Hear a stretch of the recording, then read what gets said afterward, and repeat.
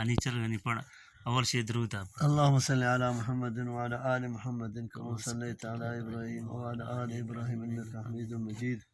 اللهم بارك على محمد وعلى آل محمد كما باركت على إبراهيم وعلى آل إبراهيم إنك حميد مجيد ہاں اول سے آیت اللهم صل وسلم على نبينا محمد صلى الله عليه وسلم بسم الله الرحمن الرحيم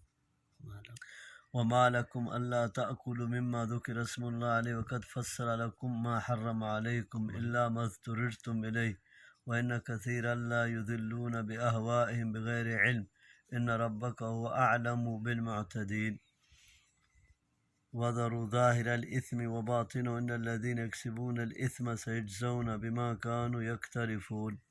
ولا تأكلوا مما لم يذكر اسم الله عليه وإنه لفسق وإن الشياطين لا يوحون إلى أوليائهم ليجادلوكم وإن أطعتموهم إنكم لمشركون أو من كان ميتا فأحييناه وجعلنا له نورا يمشي به في الناس كمن مثل في الظلمات ليس بخارج منها كذلك زين للكافرين ما كانوا يعملون وكذلك جعلنا في كل قرية أكابر مجرميها ليمكروا فيها وطیب نہیں البتہ اس سے ایسی صورت مستثنی ہے کہ جس میں یہ التباس ہو کہ ذبح کے وقت ذبح کرنے والے نے اللہ کا نام لیا یا نہیں۔ اس میں حکم یہ ہے کہ اللہ کا نام لے کر اسے کھا لو۔ حدیث میں آتا ہے کہ حضرت عائشہ رضی اللہ عنہ نے رسول اللہ صلی اللہ علیہ وسلم سے پوچھا کہ کچھ لوگ ہمارے پاس گوشت لے کر آتے ہیں، اس سے مراد وہ اعرابی تھے جو نئے مسلمان ہوئے تھے اور اسلامی تعلیمات و تربیت سے پوری طرح بہرہ ور بھی نہیں تھے۔ ہم نہیں جانتے کہ انہوں نے اللہ کا نام لے لیا یا نہیں۔ آپ صلی اللہ علیہ وسلم نے فرمایا سمو علیہ انتم وکلو بسم اللہ خورت مجھے نوخی یعنی مسلمان پورا یعنی پتہ نہیں چرگا ہلال کرنا تم اللہ کا نام لے کر اس سے کھا لو، یعنی التباس شبہ کی صورت میں یہ رخصت ہے، یعنی شبہ صورت میں شک وسط رخصت ہے۔ ہاں یہ چیز شک بسم اللہ ہاں اس کا مطلب یہ نہیں کہ ہر قسم کے جانور کا گوشت بسم اللہ پڑھ لینے سے حلال ہو جائے گا۔ اس سے زیادہ یہ ثابت ہوتا ہے کہ مسلمانوں کی منڈیوں اور دکانوں پر ملنے والا گوشت حلال ہے۔ ہاں اگر کسی کو وہم اور التباس ہو تو وہ کھاتے وقت بسم اللہ پڑھ لے، جس کی تفسیر اس صورت میں آگے آ رہی ہے۔ اس کے علاوہ بھی اور صورتوں نیز احادیث میں محرمات کی تفسیر بیان کر دی گئی ہے۔ ان کے علاوہ باقی حلال ہیں اور حرام جانور بھی عند الاضطرار سد رمق کی حد تک جائز ہیں۔ نیچے سے ان کے علاوہ باقی حلال ہیں اور حرام جانور بھی عند الاضطرار سد رمق کی حد تک جائز ہیں۔ نکاح چیز حلال ہے، جانور تو حلال ہیں، نعات کے حرام ہیں۔ تھوڑی سی موت وسا تو بوڑھا عمر سے تو برے بوڑھا عمر سے جائز یعنی حد تک مجبور ہاں۔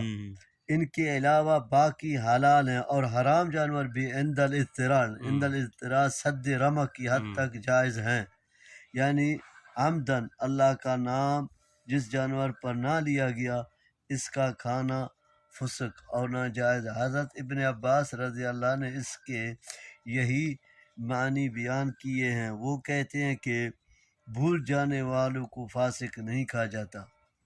اور امام بخاری کا رجحان بھی یہی ہے اور یہی احناف کا مسلک ہے۔ تاہم امام شافعی کا مسلک یہ ہے کہ مسلمان کا ذبیحہ دونوں صورتوں میں حلال ہے، چاہے وہ اللہ کا نام لے یا عمدن چھوڑ دے، اور وہ انہی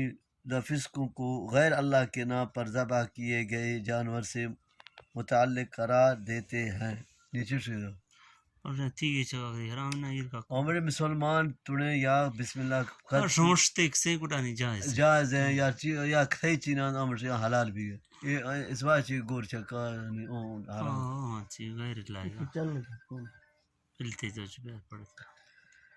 شیطان نے اپنے ساتھیوں کے ذریعے سے یہ بات پھیلائی کہ یہ مسلمان اللہ کے ذبح کیے ہوئے جانور یعنی مردہ کو تو حرام اور اپنے ہاتھ سے ذبح شدہ کو حلال قرار دیتے ہیں اور دعویٰ یہ کرتے ہیں کہ ہم اللہ کو ماننے والے ہیں۔ اللہ تعالیٰ نے فرمایا کہ شیطان اور اس کے دوستوں کے وسوسوں کے پیچھے مت لگو۔ جو جانور مردہ ہے یعنی بغیر ذبح کیے مر گیا سوائے سمندری میتہ کے وہ حلال ہے۔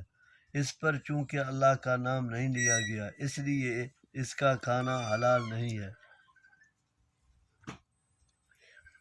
اس آیت میں اللہ تعالیٰ نے کافر کو میت، مردہ اور مومن کو زندہ قرار دیا ہے، اس لیے کہ کافر کفر و ضلالت کی تاریکیوں میں بھٹکتا پھرتا ہے اور اس سے نکل ہی نہیں پاتا، جس کا نتیجہ ہلاکت و بربادی ہے، اور مومن کے دل کو اللہ تعالیٰ ایمان کے ذریعے سے زندہ فرما دیتا ہے، جس سے زندگی راہ اس کے لیے روشن ہو جاتی ہے اور وہ ایمان و ہدایت کے راستے پر گامزن ہو جاتا ہے، جس کا نتیجہ کامیابی و کامرانی ہے۔ یہ وہی مضمون ہے جو حسب ذیل آیت میں بیان کیا گیا ہے۔ اللہ ولی الذین آمنوا یخرجهم من الظلمات الی النور والذین کفروا اولیاءهم الطاغوت یخرجون من النور الی الظلمات۔ سورۃ البقرہ۔ مثل الفریقین کالاعمی والاصم والبصیر والسمیع هل یستویان مثلا۔ سورۃ ہود۔ اور وما یستوی الاعمی والبصیر ولا الظلمات ولا النور ولا الظل ولا الحرور وما یستوی الاحیاء ولا الاموات۔ سورۃ فاطر۔ اکابر اکبر کی جمع ہے، مراد کافروں اور فاسقوں کے سرخنے اور گھڑ پیچ ہیں، کیونکہ یہی انبیاء اور داعیان حق کی مخالفت میں پیش ہوتے ہیں، اور عام لوگ تو صرف ان کے پیچھے لگنے والے ہوتے ہیں، اس لیے ان کا بطور خاص ذکر کیا ہے۔ علاوہ ازیں ایسے لوگ عام طور پر دنیوی دولت اور خاندانی وجاہت کے اعتبار سے بھی نمایاں ہوتے ہیں، اس لیے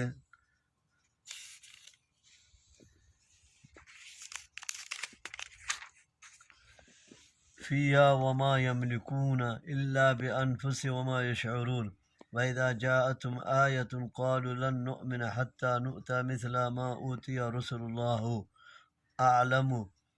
أَعْلَمُ حَيْثُ يَجْعَلُ رِسَالَتَهُ سَيُصِيبُ الَّذِينَ أَجْرَمُوا صَغَارٌ عِندَ اللَّهِ وَعَذَابٌ شَدِيدٌ بِمَا كَانُوا يَمْكُرُونَ وَمَنْ يُرِدِ اللَّهُ أَنْ يَهْدِيَهُ يَشْرَحْ صَدْرَهُ لِلْإِسْلَامِ ومن يرد أن يضل يجعل صدره ضيقا حرجا كأنما يصعد في السماء كذلك يجعل الله الرجس على الذين لا يؤمنون وهذا صراط ربك مستقيما قد فصلنا الآيات لقوم يذكرون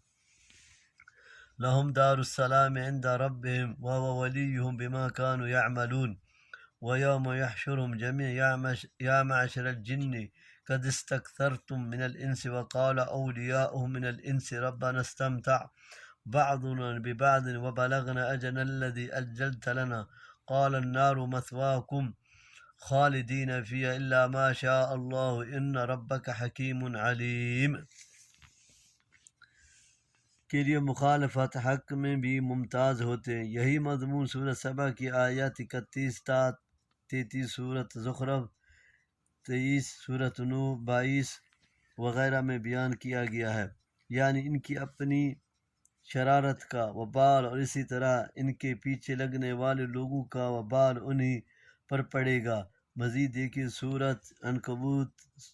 آیت 13 اور سورۃ نحل آیت 25۔ یعنی ان کے پاس بھی فرشتے وحی لے کر آئیں اور ان کے سروں پر بھی نبوت و رسالت کا تاج رکھا جائے، یعنی یہ فیصلہ کرنا کہ کس کو نبی بنایا جائے، یہ تو اللہ ہی کا کام ہے، کیونکہ وہی ہر بات کی حکمت و مصلحت کو جانتا ہے، اور اس سے ہی معلوم ہے کہ کون اس منصب کا اہل ہے۔ مکہ کا کوئی چودھری و رئیس یا جناب عبداللہ و حضرت آمنہ کا ور یتیم، یعنی جس طرح زور لگا کر آسمان پر چڑھنا ممکن نہیں ہے، اسی طرح جس شخص کے سینے کو اللہ تعالیٰ تنگ کر دے، اس میں توحید اور ایمان کا داخل ممکن نہیں۔ الآیہ کہ اللہ تعالیٰ ہی اس کا سینہ اس کے لیے کھول دے، یعنی جس طرح سینہ تنگ کر دیتا ہے اسی طرح رجس میں مبتلا کر دیتا ہے۔ رجس سے مراد پلیتی یا عذاب یا شیطان کا تسلط ہے، یعنی جس طرح دنیا میں اہل ایمان کفر و ضلالت کے کج راستوں سے بچ کر ایمان و ہدایت کی صراط المستقیم پر گامزن رہے، اب آخرت میں بھی ان کے لیے سلامتی کا گھر ہے، اور اللہ تعالیٰ بھی ان کے نیک عملوں کی وجہ سے دوست اور کارو ساز ہے۔ یعنی انسانوں کی ایک بہت بڑی تعداد کو تم نے گمراہ کر کے اپنا پیروکار بنا لیا، جس طرح اللہ تعالیٰ نے سورۃ یاسین میں فرمایا، اے بنی آدم، کیا میں نے تمہیں خبردار نہیں کر دیا تھا کہ تم شیطان کی پوجا مت کرنا، وہ تمہارا کھلا دشمن ہے، اور یہ کہ تم صرف میری عبادت کرنا یہی سیدھا راستہ ہے، اور اس شیطان نے تمہاری ایک بہت بڑی تعداد کو گمراہ کر دیا ہے، کیا پس تم نہیں سمجھتے؟ سورۃ یاسین آیت 60-62۔ جنوں اور انسانوں نے ایک دوسرے سے کیا فائدہ حاصل کیا؟ اس کے دو مفہوم بیان کیے گئے ہیں۔ جنوں کا انسانوں سے فائدہ اٹھانا کو اپنا پیروکار بنا کر ان سے تلذ حاصل کرنا ہے، اور انسانوں کا جنوں سے فائدہ اٹھانا یہ ہے کہ شیطانوں نے گناہوں کو ان کے لیے خوبصورت بنا دیا جسے انہوں نے قبول کیا، اور گناہوں کی لذت میں پھنس رہے۔ دوسرا مفہوم یہ ہے کہ انسان ان غیبی خبروں کی تصدیق کرتے رہے جو شیاطین و جنات کی طرف سے کہانت کے طور پر پھیلائی جاتی تھیں۔ یہ گویا جنات نے انسانوں کو بے وقوف بنا کر فائدہ اٹھایا، اور انسانوں کا فائدہ اٹھانا یہ ہے کہ انسان جنات کی بیان کردہ جھوٹی یا انکل پچپاتوں سے لطف اندوز ہوتے، اور کاہن قسم کے لوگ اس سے دنیاوی مفادات حاصل کرتے رہے۔ یعنی قیامت واقع ہوگی جسے ہم دنیا میں نہیں مانتے تھے،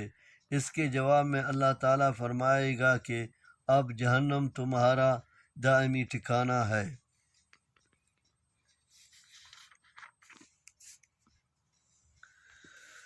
وَكَذَلِكَ نُوَلِّي بَعْضَ الظَّالِمِينَ بَعْضًا بِمَا كَانُوا يَكْسِبُونَ يَا مَعْشَرَ الْجِنِّ وَالْإِنسِ أَلَمْ يَأْتِكُمْ رُسُلٌ مِّنكُمْ يَقُصُّونَ عَلَيْكُمْ آيَاتِي وَيُنذِرُونَكُمْ لِقَاءَ يَوْمِكُمْ هَٰذَا قَالُوا شَهِدْنَا عَلَىٰ أَنفُسِنَا وَغَرَّتْهُمُ الْحَيَاةُ الدُّنْيَا وَشَهِدُوا عَلَىٰ أَنفُسِهِمْ أَنَّهُمْ كَانُوا كَافِرِينَ ذَلِكَ لَمْ يَكُنْ رَبُّكَ مُهْلِكَ الْقُرَىٰ بِظُلْمٍ وَأَهْلُهَا غَافِلُونَ وَلِكُلٍّ دَرَجَاتٌ مِّمَّا عَمِلُوا وَمَا رَبُّكَ بِغَافِلٍ عَمَّا يَعْمَلُونَ وَرَبُّكَ الْغَنِيُّ ذُو الرَّحْمَةِ إِنْ شَاءَ يُذْهِبْكُمْ وَيَسْتَخْلِفْ مِنْ بَعْدِكُمْ مَا يَشَاءُ كَمَا أَنشَأَكُمْ مِنْ ذُرِّيَّةِ قَوْمٍ آخَرِينَ إِنَّمَا تُوعَدُونَ لَآتٍ وَمَا أَنْتُمْ بِمُعْجِزِينَ قُلْ يَا قَوْمِ اعْمَلُوا عَلَىٰ مَكَانَتِكُمْ إِنِّي عَامِلٌ فَسَوْفَ تَعْلَمُونَ۔ اور اللہ کی مشیت کفار کے لیے جہنم کا دائمی عذاب ہی ہے، جس کی اس نے بار بار قرآن کریم میں وضاحت کی ہے۔ بنا پر اس سے کسی کو مغالطے کا شکار نہیں ہونا چاہیے، کیونکہ یہ استثناء اللہ تعالیٰ کے مطلق ارادہ کے بیان کے لیے ہے جسے کسی چیز کے ساتھ مقید نہیں کیا جا سکتا، اس لیے اگر وہ کفار کو جہنم سے نکالنا چاہے تو نکال سکتا ہے، اس سے نہ وہ عاجز ہے نہ کوئی دوسرا روکنے والا، یعنی جہنم میں، جیسا کہ ترجمہ سے واضح ہے۔ اور دوسرا مفہوم یہ ہے کہ جس طرح ہم نے انسانوں اور جنوں کو ایک دوسرے کا ساتھی اور مددگار بنایا، جیسا کہ گزشتہ آیت میں گزرا، اسی طرح ہم ظالموں کے ساتھ معاملہ کرتے ہیں، ایک ظالم کو دوسرے ظالم پر ہم مسلط کر دیتے ہیں، اسی طرح ایک ظالم دوسرا ظالم کو ہلاک و تباہ کرتا ہے، اور ایک ظالم کا انتقام دوسرے ظالم سے لے لیتے ہیں۔ رسالت و نبوت کے معاملے میں جنات انسانوں کی ہی تابع ہیں، ورنہ جنات میں الگ نبی نہیں آئے، البتہ رسولوں کا پیغام پہنچنے والا اور منذرین جنات میں ہوتے رہے ہیں، جو اپنی قوم کے جنوں کو اللہ کی طرف دعوت دیتے رہے ہیں اور دیتے ہیں۔ لیکن ایک خیال یہ بھی ہے کہ جو کہ جنات کا وجود انسان کے پہلے سے ہی ہے، تو ان کی ہدایت کے لیے انہیں میں سے کوئی نبی آیا ہوگا، پھر آدم علیہ السلام کے وجود کے بعد ہو سکتا ہے وہ انسانی نبیوں کے تابع رہے ہوں۔ البتہ نبی کریم صلی اللہ علیہ وسلم کی رسالت بہرحال تمام جن و انس کے لیے ہے، اس میں کوئی شبہ نہیں۔ میدان حشر میں کافر مختلف پنیٹر بدلیں گے، کبھی اپنے مشرک ہونے کا انکار کریں گے، سورۃ انعام آیت 33، اور کبھی اقرار کیے بغیر چارہ نہیں ہوگا، جیسے یہاں ان کا اقرار نقل کیا گیا ہے، یعنی رسول کے ذریعے سے جب تک اپنی حجت قائم نہیں کر دیتا ہلاک نہیں کرتا، جیسا کہ یہی بات سورۃ فاطر آیت 24، سورۃ نحل آیت 26، سورۃ بنی اسرائیل آیت 115 اور سورۃ ملک 8-9 وغیرہ بیان کی گئی ہیں، یعنی ہر انسان اور جن کے ان کے باہمی درجات میں عملوں کے مطابق فرق و تفاوت ہوگا۔ اس سے یہ بھی معلوم ہوا کہ جنات بھی انسان کی طرح جنتی اور جہنمی ہوں گے۔ وہ غنی بے نیاز ہے، اپنی مخلوقات سے ان کا محتاج ہے، نہ ان کی عبادتوں کا ضرورت مند ہے، ان کا ایمان اس کے لیے نفع مند ہے، نہ ان کا کفر اس کے لیے ضرر رساں، لیکن اس شان غنا کے ساتھ وہ اپنی مخلوق کے لیے رحیم بھی ہے۔ اس کی بے نیازی اپنی مخلوق پر رحمت کرنے میں مانع نہیں ہے، یہ اس کی بے پناہ قوت اور غیر محدود قدرت کا اظہار ہے۔ جس طرح پچھلی کئی قوموں کی اس نے حرف غلط کی طرح مٹا دیا اور ان کی جگہ نئی قوموں کو اٹھا کر کھڑا کیا، وہ اب بھی اس بات پر قادر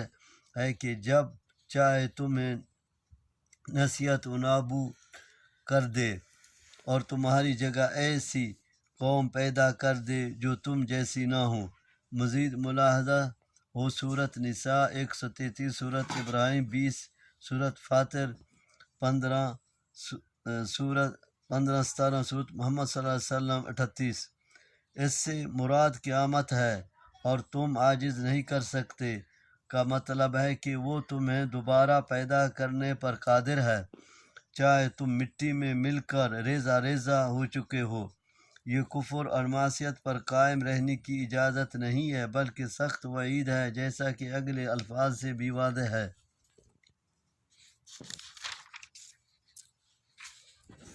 سوف تعلمون من تكون له عاقبة الدار إنه لا يفلح الظالمون وجعلوا لله مما ذرأ من الحرث والأنعام نصيبا فقالوا هذا لله بزعمه وهذا لشركائنا فما كان لشركائهم فلا يصل إلى الله وما كان لله فهو يصل إلى شركائهم ساء ما يحكمون وكذلك زين لكثير من المشركين قتل أولادهم شركاءهم ليردوهم وليلبسوا عليهم دينهم ولو شاء الله ما فعلوه فذرهم وما يفترون وقالوا هذه أنعام وحرث حجر لا يطعمها إلا من نشاء بزعمه وأنعام حرمت ظهورها وأنعام لا يذكرون اسم الله عليه افتراء عليه سيجزيهم بما كانوا يفترون.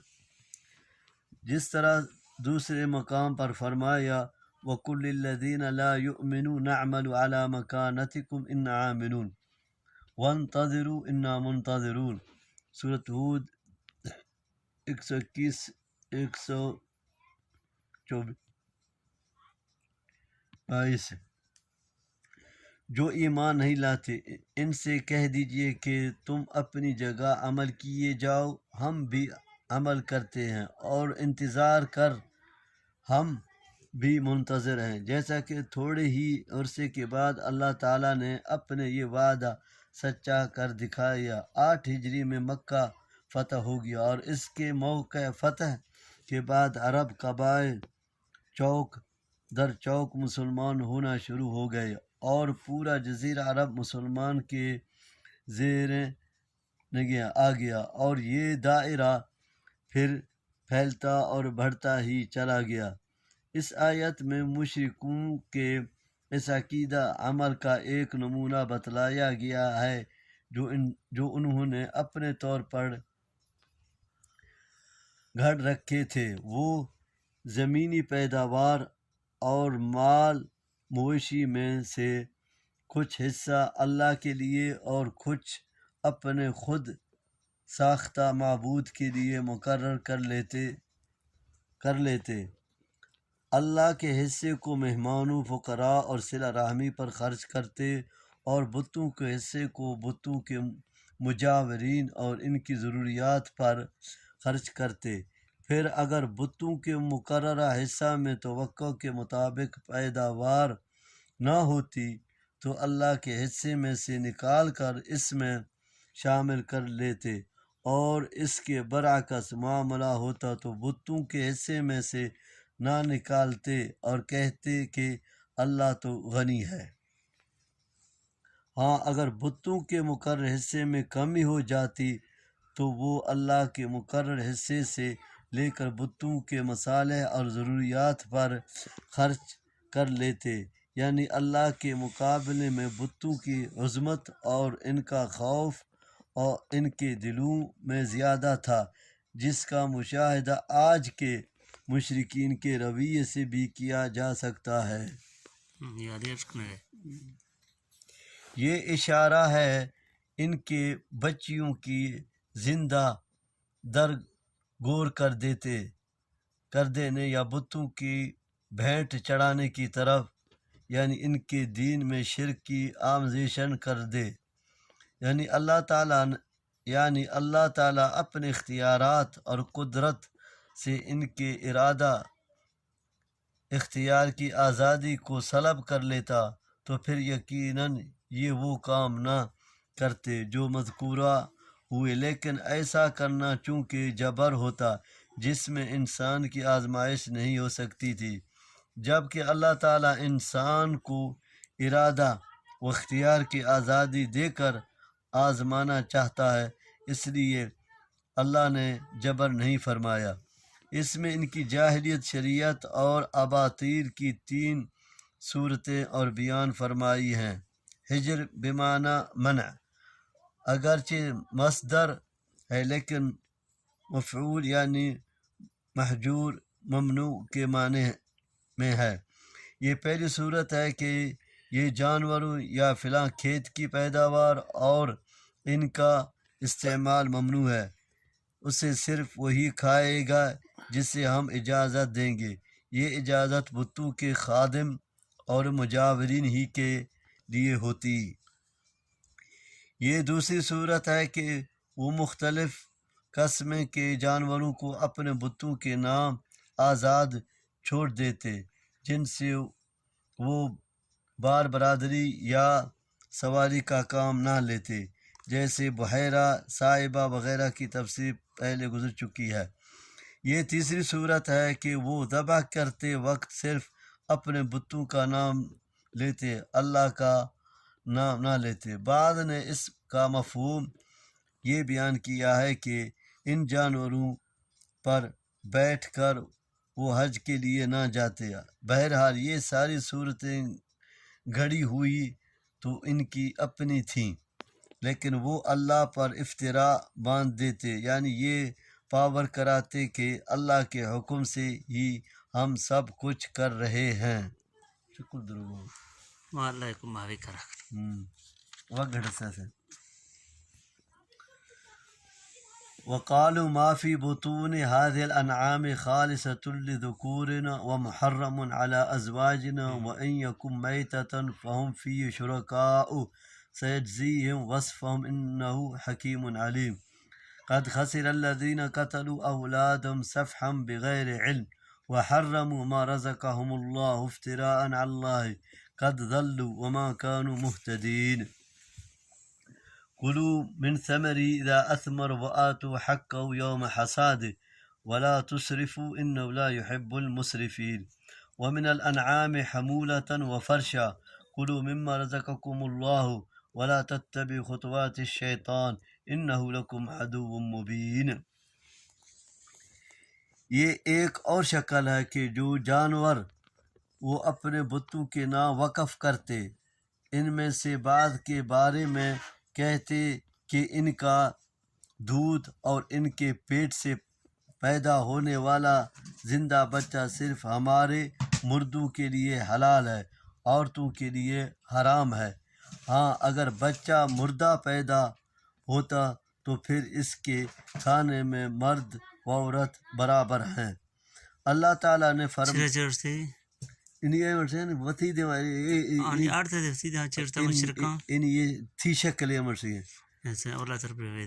یہ ایک اور شکل ہے کہ جو جانور وہ اپنے بتوں کے نام وقف کرتے، ان میں سے بعض کے بارے میں کہتے ہیں کہ ان کا دودھ اور ان کے پیٹ سے پیدا ہونے والا بچہ پیٹ سے پیدا ہونے والا زندہ بچہ صرف ہمارے مردوں کے لیے حلال ہے۔ ہاں مردوں کے لیے حلال ہے، سمجھے، عورتوں کے لیے حرام ہے، سمجھے۔ اگر بچہ مردہ پیدا ہوتا تو پھر اس کے کھانے میں مرد عورت برابر ہیں۔ اور مرثیہ پیدا اللہ تعالیٰ نے فرمایا کہ یہ جو غلط بیانی کرتے ہیں اور اللہ پر افطرا باندھ دیتے ہیں، ان پر ان قریب اللہ تعالیٰ انہیں سزا دے گا۔ وہ اپنے فیصلوں میں حکیم ہے اور اپنے بندوں کے بارے میں پوری طرح علم رکھنے والا ہے، اور اپنے علم و حکمت کے مطابق وہ جزا و سزا کا اہتمام فرمائے گا۔ معروشات کا مادہ عرش ہے، جس کے معنی بلند کرنے اور اٹھانے کے ہیں۔ مراد معروشات سے بعض درختوں کی وہ بیلیں ہیں جو ٹیٹوں، چھپروں، مٹیروں وغیرہ پر چڑھائی جاتی ہیں، جیسے انگور اور بعض ترکاریوں کی بیلیں ہیں۔ اور غیر معروشات وہ درخت ہیں جن کے بیلیں اوپر نہیں چڑھائی جاتے بلکہ زمین پر ہی پھیلتی ہیں، جیسے خربوزہ اور تربوزہ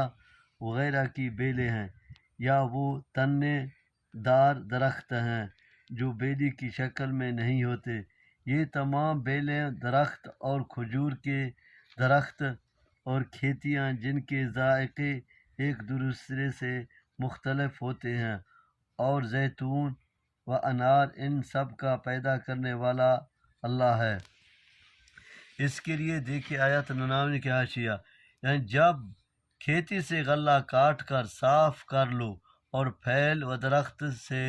توڑ لو تو اس کا حق ادا کرو۔ اس حق سے مراد بعض علماء کے نزدیک نفلی صدقہ ہے اور بعض کے نزدیک صدقہ واجب ہے، یعنی عشر 10واں حصہ اگر زمین بارانی ہو، یا نصف عشر یعنی 20واں حصہ اگر زمین کنویں ٹوپ ویل یا نہری پانی سے سیراب کی جاتی ہو، یعنی صدقہ و خیرات میں بھی حد سے تجاوز نہ کرو، ایسا نہ ہو کہ کل کو تم ضرورت مند ہو جاؤ۔ بعض کہتے ہیں اس کا تعلق حکام سے ہے، یعنی صدقات و زکوٰۃ کی وصولی میں حد سے تجاوز نہ کرو، اور امام ابن کثیر فرماتے ہیں کہ سیاق آیت کی رو سے زیادہ صحیح یہ بات لگتی ہے کہ کھانے میں اسراف مت کرو کیونکہ پسیار خوری عقل اور جسم دونوں کے لیے مضر ہے۔ اسراف کے یہ سارے ہی مفہوم اپنی اپنی جگہ درست ہیں، اس لیے سارے ہی مفہوم مراد ہو سکتے ہیں۔ دوسرے مقامات پر اللہ تعالیٰ نے کھانے پینے میں بھی اسراف سے منع فرمایا ہے، جس سے واضح ہے کہ کھانے پینے میں بھی اعتدال بہت ضروری، اور اس سے تجاوز اللہ کی نافرمانی ہے۔ آج کل مسلمانوں نے اس اسراف کو اپنی عمارت کے اظہار کی علامت بنا لیا ہے، فَإِنَّ لِلَّهِ وَإِنَّا إِلَيْهِ راجعون۔ اس لیے اسراف کسی چیز میں بھی پسندیدہ نہیں ہے، صدقہ و خیرات دینے میں نہ کسی اور چیز میں، ہر چیز میں اعتدال اور میانہ روی مطلوب و محبوب ہے، اور اس کی تاکید کی گئی ہے۔ حمولہ بوجھ اٹھانے والے سے مراد اونٹ، بیل، گدھا، خچر وغیرہ ہیں جو بار برادری کے کام میں آتے ہیں، اور فرش سے مراد زمین سے لگے ہوئے جانور جیسے بکری وغیرہ جس کا تم دودھ پیتے یا گوشت کھاتے ہو، یعنی پھلوں، کھیتوں اور چوپایوں سے ان سب کو اللہ نے پیدا کیا ہے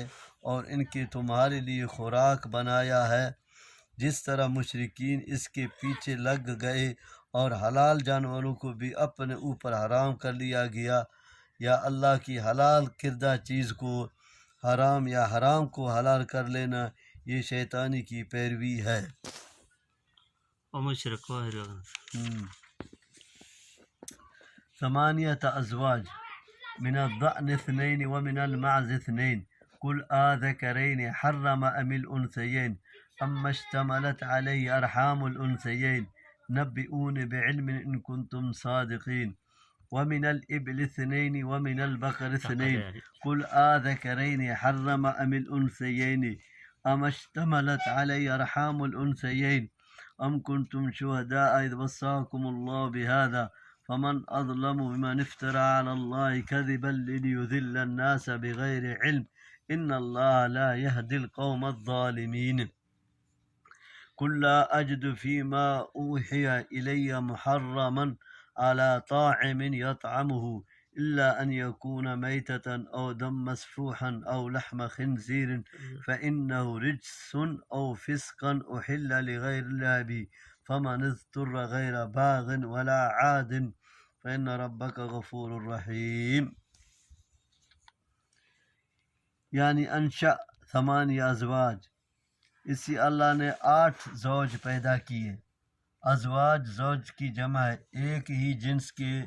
نر اور مادہ کو زوج جوڑا کہا جاتا ہے، اس کو مال حالا، اور ان دونوں کے ایک فرد کو بھی زوج کہا لیا جاتا ہے کیونکہ ہر ایک دوسرے کے لیے زوج ہوتا ہے۔ قرآن کے اس مقام پر بھی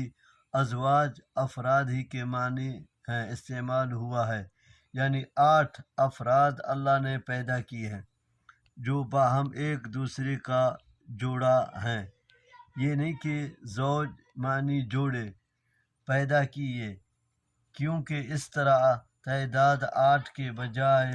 16 ہو جائے گی جو آیت کے اگلے حصے کے مطابق نہیں ہے۔ یہ 8 سے بدل ہے اور مراد 2 قسم سے نر مادہ ہے، یعنی بھیڑ سے نر اور مادہ اور بکری سے نر اور مادہ پیدا کیے۔ بھیڑ میں ہی دمبا چترا بھی شامل ہیں۔ مشرکین جو بعض جانوروں کو اپنے طور پر ہی حرام کر لیتے تھے، اس کے حوالے سے اللہ تعالیٰ بوجھ رہا ہے کہ اللہ تعالیٰ نے ان کو نروں کو حرام کیا ہے اور یا مادہ کو اس بچے کو جو دونوں مادوں کے پیٹ میں ہے۔ مطلب یہ ہے کہ اللہ نے تو کسی کو بھی حرام نہیں کیا ہے۔ تمہارے پاس حرام قرار دینے کی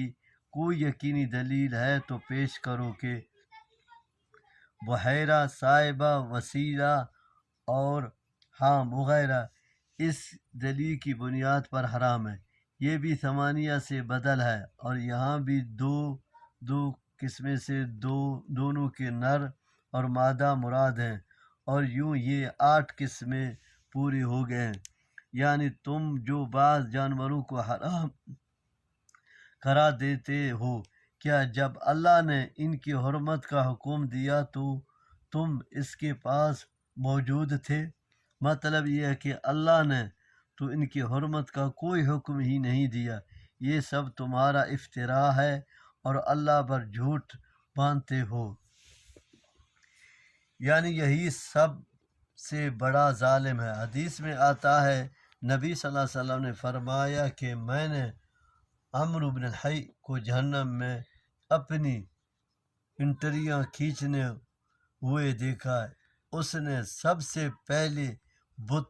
بتوں کے نام پر وسیلہ اور حام وغیرہ جانوروں چھوڑنے کا سلسلہ شروع کیا تھا۔ امام ابن کثیر فرماتے ہیں کہ یہ عمرو بن الحی خزاع قبیلے کے سرداروں میں سے تھا، جو جرہم قبیلے کے بعد خانہ کعبہ کا والی بنا تھا۔ اس نے سب سے پہلے دین ابراہیم میں تبدیلی کی اور حجاز میں بت قائم کر کے لوگوں کو ان کی عبادت کرنے کی دعوت دی اور مشرکانہ رسمیں جاری کیں۔ ابن کثیر بہرحال مقصود آیت یہ ہے کہ اللہ تعالیٰ نے مذکورہ 8 قسم کے جانور پیدا کر کے بندوں پر احسان فرمایا ہے۔ ان میں سے بعض جانوروں کو اپنی طرف سے حرام کر لینا اللہ کے احسان کو رد کرنا بھی ہے اور شرک کا ارتکاب بھی۔ اس آیت میں جن پر 4 محرمات کا ذکر ہے، اس کی ضرور تفسیر سورۃ بقرہ آیت 173 کے حاشیے میں گزر چکی ہے۔ یہاں یہ نکتہ مزید قابل وضاحت ہے کہ ان پر 4 محرمات کا ذکر کلمہ حصر سے کیا گیا ہے، جس سے بظاہر یہ معلوم ہوتا ہے کہ ان 4 قسموں کے علاوہ باقی تمام جانور حلال ہیں، جبکہ واقعہ یہ ہے کہ ان 4 کے علاوہ اور جانور بھی شریعت میں حرام ہیں۔ پھر یہاں حصر کیوں کیا گیا ہے؟ بات دراصل یہ ہے کہ اس سے قبل مشرکین کے جاہلانہ طریقوں اور ان کے رد کا بیان چلا آ رہا ہے۔ انہی میں بعض جانوروں کو بھی ذکر آیا ہے جو انہوں نے اپنے طور پر حرام کر رکھے تھے۔ اس سیاق اور ضمن میں یہ کہا جا رہا ہے کہ مجھ پر جو وحی کی گئی ہے اس میں تو اس سے مقصود مشرکین کے حرام کردہ جانوروں کی حلت ہے، یعنی وہ حرام نہیں ہیں، کیونکہ اللہ نے جن محرمات کا ذکر کیا ہے ان میں تو وہ شامل ہی نہیں ہیں۔ اگر وہ حرام ہوتے تو اللہ تعالیٰ ان کا بھی ذکر ضرور کرتا۔ امام شوکانی نے اس کی توجیہ اس طرح کی ہے کہ اگر یہ آیت مکی نہ ہوتی تو پھر یقیناً وَعَلَى الَّذِينَ هَادُوا حَرَّمْنَا كُلَّ ذِي ظُفُرٍ وَمِنَ الْبَقَرِ وَالْغَنَمِ حَرَّمْنَا عَلَيْهِمْ شُحُومَهُمَا إِلَّا مَا حَمَلَتْ ظُهُورُهُمَا أَوِ الْحَوَايَا أَوْ مَا اخْتَلَطَ بِعَظْمٍ ذَلِكَ جَزَيْنَاهُمْ بِبَغْيِهِمْ وَإِنَّا لَصَادِقُونَ۔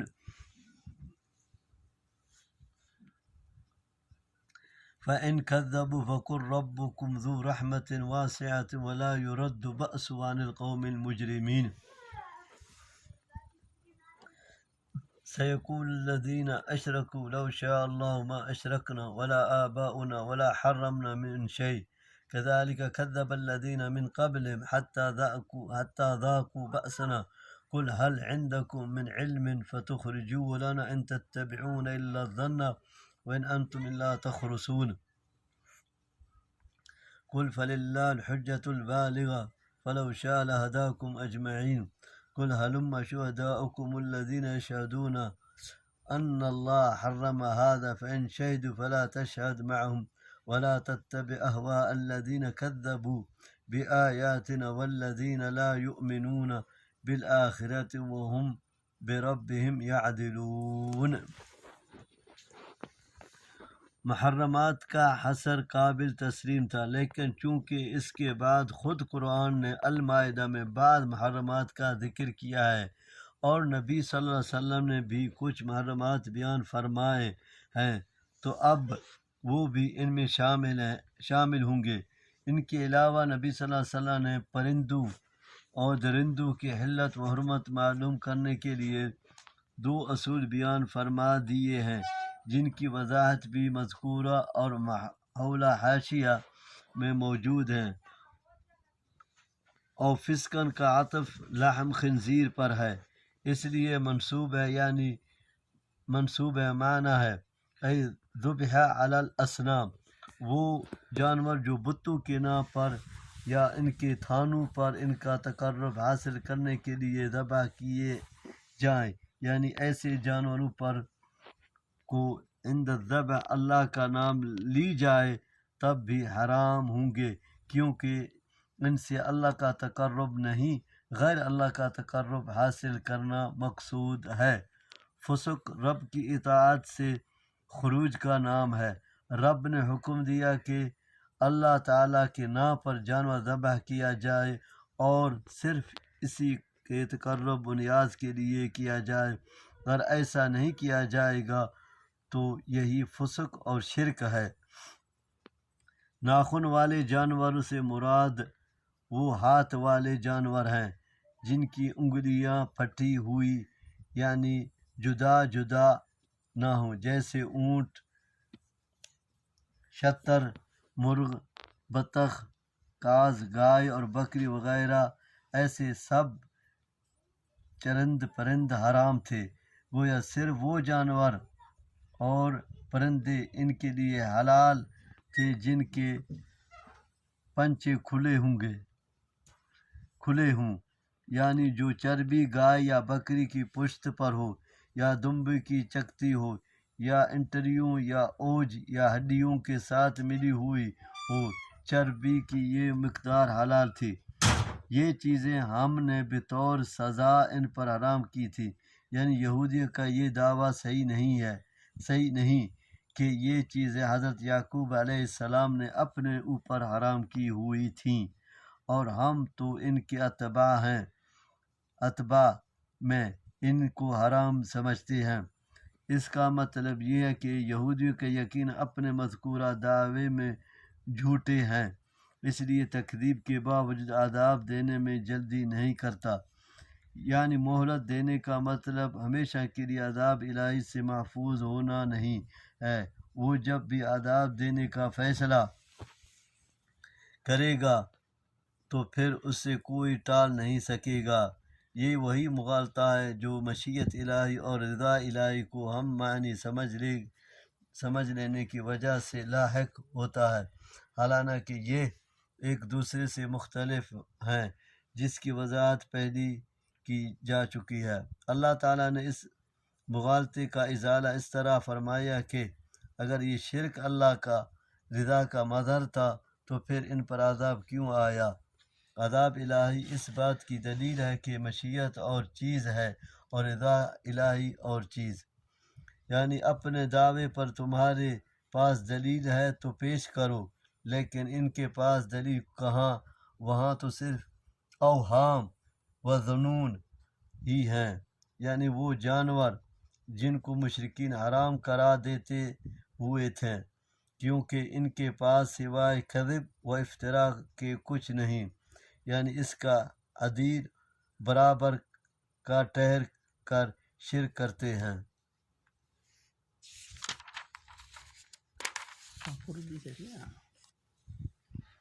چل رہا رستے تھے یہ.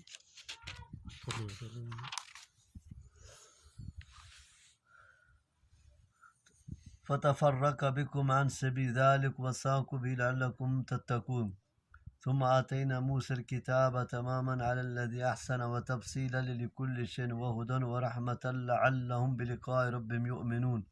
وهذا كتاب أنزلناه مبارك فاتبعوه واتقوا لعلكم ترحمون أن تقولوا إنما أنزل الكتاب على طائفتين من قبلنا وإن كنا عن دراستهم لغافلين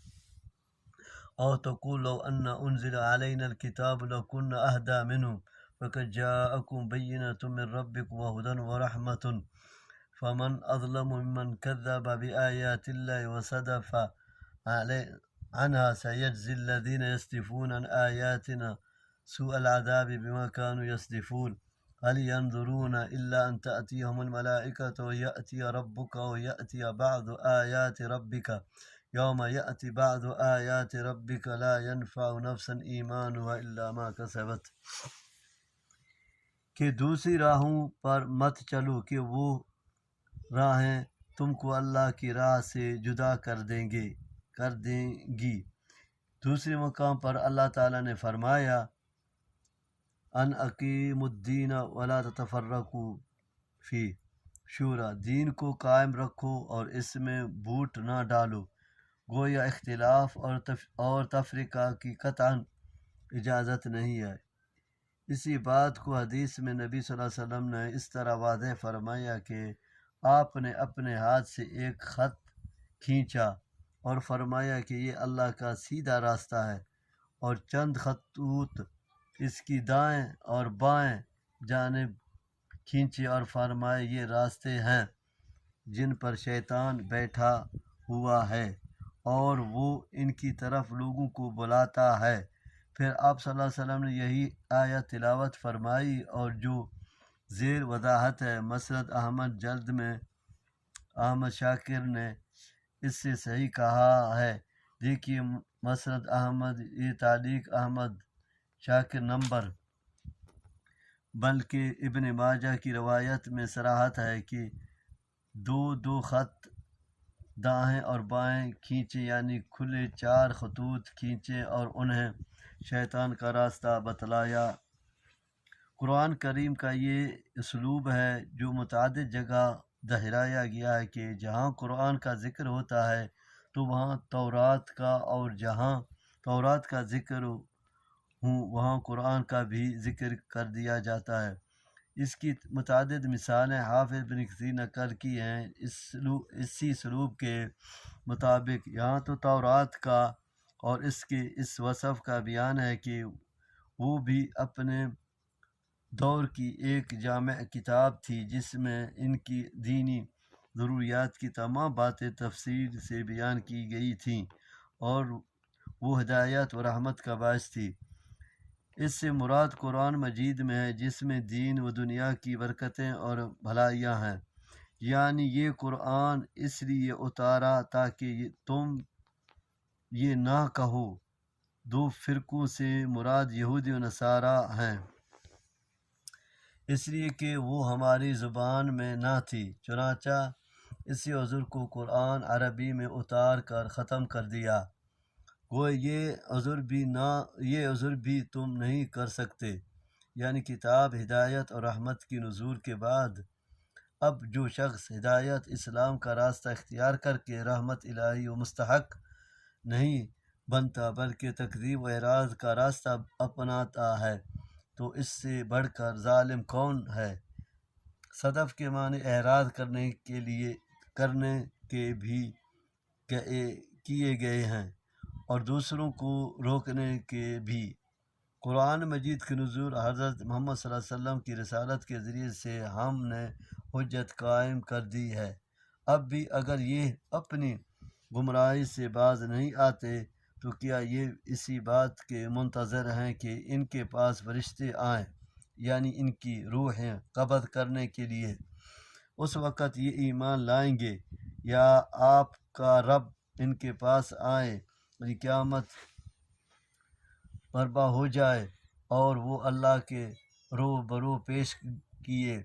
جائیں اس وقت یہ ایمان لائیں گے یا آپ کے رب کی کوئی بڑی نشانی آئے، جیسے قیامت کے قریب سورج مشرق کے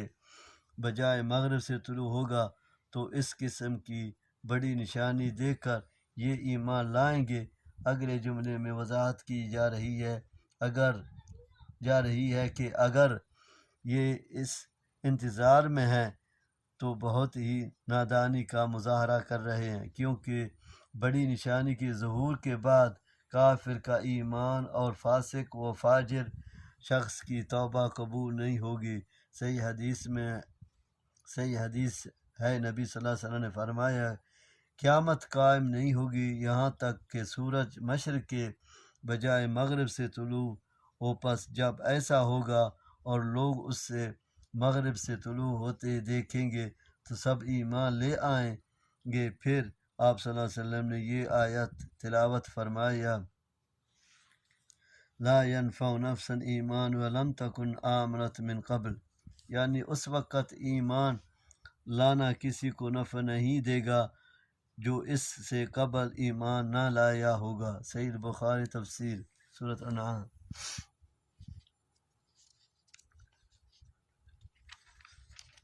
لا ينفع نفسا ایمان ولم تکن آمنت من قبل وكسبت في ایمانها خیرا قل انتظروا انا منتظرون ان الذين فرقوا دينهم وكانوا شيعا لست منهم في شيء انما امرهم الى الله ثم ينبئهم بما كانوا يفعلون من جاء بالحسنة فله عشر امثالها ومن جاء بالسيئة فلا يجزى الا مثلها وهم لا يظلمون قل انني هداني ربي الى صراط مستقيم دينا قيما ملة ابراهيم حنيفا وما كان من المشركين قل ان صلاتي ونسكي ومحياي ومماتي لله رب العالمين لا شريك له وبذلك امرت وانا اول المسلمين قل اغير الله ابغي ربا وهو رب كل شيء ولا تكسب كل نفس الا عليها ولا تزر وازرة وزر اخرى ثم الى ربكم مرجعكم فينبئكم بما كنتم فيه تختلفون وهو الذي جعلكم خلائف الأرض ورفع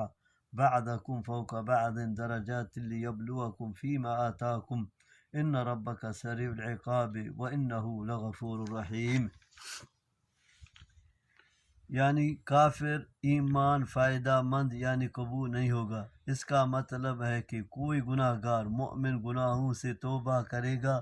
تو اس وقت اس کی توبہ قبول نہیں ہوگی اور اس کے بعد عمل صالح غیر مقبول ہوگا، جیسا کہ احادیث بھی اس پر دلالت کرتی ہے۔ یہ ایمان نہ لانے والوں اور توبہ نہ کرنے والوں کے لیے تمہید دو عید ہے۔ قرآن کریم میں یہی مضمون سورۃ محمد 118، سورۃ مومن 84-85 میں بیان کیا گیا ہے۔ اس سے بھی لوگ یہودی نصارہ مراد لیتے ہیں جو مختلف گروہوں میں بٹے ہوئے تھے۔ بعض مشرک مراد لیتے ہیں کہ کچھ مشرک ملائکہ کی، کچھ ستاروں کی، کچھ مختلف بتوں کی عبادت کرتے تھے، لیکن یہ آیت عام ہے۔ کفار مشرکین سمیت وہ سب لوگ اس میں داخل ہیں جو اللہ کے دین کو اور رسول اللہ صلی اللہ علیہ وسلم کے راستے کو چھوڑ کر دوسرے دین یا دوسرے طریقے کو اختیار کر کے تفرق و تحزب کا راستہ اپناتے ہیں۔ شیعہ کے معنی فرقے اور گروہ، اور یہ بات ہر اس قوم پر صادق آتی ہے جو دین کے معاملے میں مجتمع تھی، لیکن پھر ان کے مختلف افراد نے شیعہ شما بیتا ابراهیم شیعہ ہے نا مجھے شیعہ کرنگا نا شیعہ اشتا ما شیعہ شیعات کے نیتا تانتا آیت اپنی ابراهیم دات کنا ان من شیعاتی الى ابراہیم ہاں دمشق شیعہ ان الذين فرقوا دينهم وكانوا شيعا لست منهم في شيء انما امرهم الى الله ثم ينبئ بما كانوا يفعلون۔ شیعہ شیعہ ہاں وہی انجبیاں فرقہ سمجھا جان شیعہ کے معنی فرقے اور گروہ، اور یہ بات ہر اس قوم پر صادق آتی ہے جو دین کے معاملے میں مجتمع تھی، لیکن پھر ان کے مختلف افراد نے اپنے کسی بڑے کی رائے کو ہی مسند اور حرف آخر قرار دے کر اپنا راستہ الگ کر لیا، چاہے وہ راستے حق و ثواب کے خلاف ہی ہو۔ یہ اللہ تعالیٰ کے اس فضل و احسان کا بیان ہے جو اہل ایمان کے ساتھ وہ کرے گا کہ ایک نیکی کا بدلہ 10 نیکیوں کے برابر عطا فرمائے گا، یہ کم از کم اجر ہے، ورنہ قرآن اور حدیث دونوں سے ثابت ہے کہ بعض نیکیوں کا اجر کئی گنا، 100 گنا بلکہ ہزاروں گنا تک ملے گا، یعنی جن گناہوں کی سزا مقرر نہیں اور اس کے ارتکاب کے بعد اس نے اس سے توبہ بھی نہیں کی، یا اس کی نیکیاں اس کی برائیوں پر غالب نہ آئے، یا اللہ نے اپنے فضل خاص سے اسے معاف نہیں فرما دیا، کیونکہ ان تمام صورتوں میں مجازات کا قانون بروئے عمل نہیں آئے گا، تو پھر اللہ تعالیٰ ایسی برائیوں کو سزا دے گا اور اس کے برابر ہی دے گا۔ توحید الالوہیت کی یہی دعوت تمام انبیاء نے دی، جس طرح یہاں آخری پیغمبر کی زبان مبارک سے کھلوایا گیا کہ مجھے اسی کا حکم دیا گیا ہے اور میں سب ماننے والوں سے پہلو ہوں۔ دوسرے مقام پر اللہ تعالیٰ نے فرمایا، ہم نے آپ سے پہلے جتنے بھی انبیاء بھیجے سب کو یہی وحی کی کہ میرے سوا کوئی معبود نہیں، پس تم میری ہی عبادت کرو۔ سورۃ الانبیاء آیت 25۔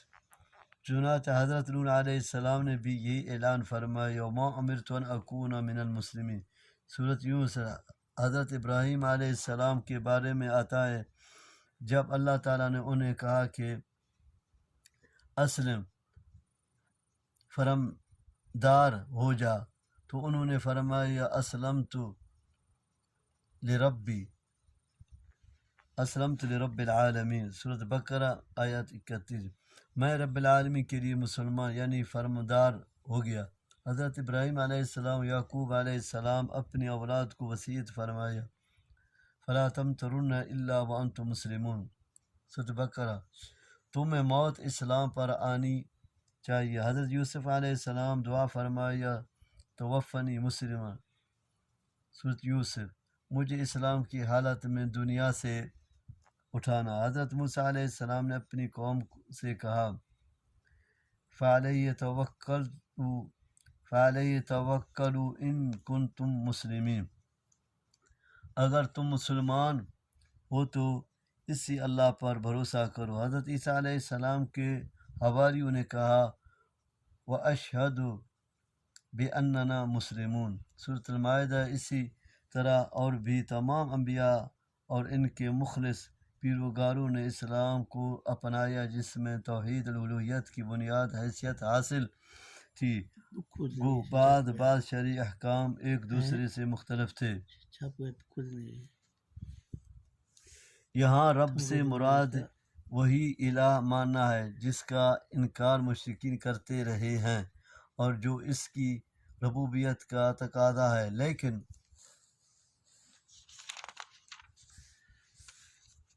مشرکین اس کی ربوبیت کو تو مانتے تھے اور اس میں کسی کو شریک نہیں کر دانتے تھے، لیکن اس کی الوہیت میں شریک ٹھہراتے تھے۔ یعنی اللہ تعالیٰ عدل و انصاف کا پورا اہتمام فرمائے گا اور جس نے اچھا یا برا جو کچھ کیا ہوگا اس کے مطابق جزا و سزا دے گا، نیکی پر اچھی جزا اور بدکی پر سزا دے گا، اور ایک کا بوجھ دوسرے پر نہیں ڈالے گا۔ اس لیے آیت، اگر تم اس دعوت توحید کو نہیں مانتے جو تمام انبیاء کی مشترکہ دعوت رہی ہے، تو تم اپنا کام کی جاؤ، ہم اپنا کیے جاتے ہیں، قیامت والے دن اللہ کی بارگاہ میں ہی ہمارا تمہارا فیصلہ ہوگا۔ یعنی حکمران بنا کر اختیارات